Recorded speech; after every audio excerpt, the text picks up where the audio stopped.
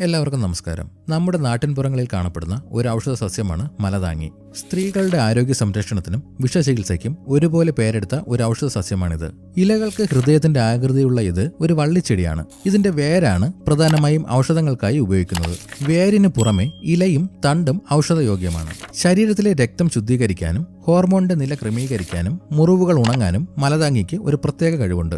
മലതാങ്ങിയുടെ പ്രധാനപ്പെട്ട ഗുണങ്ങളും ഉപയോഗരീതിയും നോക്കാം.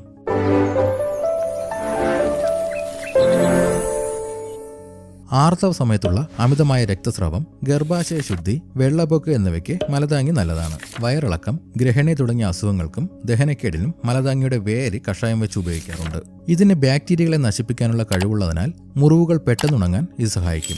ചെറിയ വിഷജന്തുക്കൾ കടിച്ചുണ്ടാകുന്ന വിഷം ശരീരത്തിൽ പടരുന്നത് തടയാൻ മലതാങ്ങിയുടെ നീര് നാട്ടുചികിത്സയിൽ ഉപയോഗിക്കുന്നു. മലതാങ്ങിയുടെ വേരരച്ച് പശുവിൻ പാലിലോ അരിപ്പൊടി കലക്കിയ വെള്ളത്തിലോ ചേർത്ത് കഴിക്കുന്നത് അമിതമായ രക്തസ്രാവം നിയന്ത്രിക്കാൻ സഹായിക്കും. മലതാങ്ങിയുടെ വേരുണക്കി പൊടിച്ച് മോരിൽ കലക്കി കുടിക്കുന്നത് വയറിളക്കത്തിനും വയറുവേദനയ്ക്കും ഉടനടി ആശ്വാസം നൽകും. ഇതിന്റെ ഇല അരച്ച് ചർമ്മത്തിലെ തിണർപ്പുകളിലും ചൊറിച്ചിലുള്ള ഭാഗങ്ങളിലും പുരട്ടുന്നത് നല്ലതാണ്. ഇത് ചർമ്മത്തിലെ അണുബാധകളെ ഇല്ലാതാക്കുന്നു.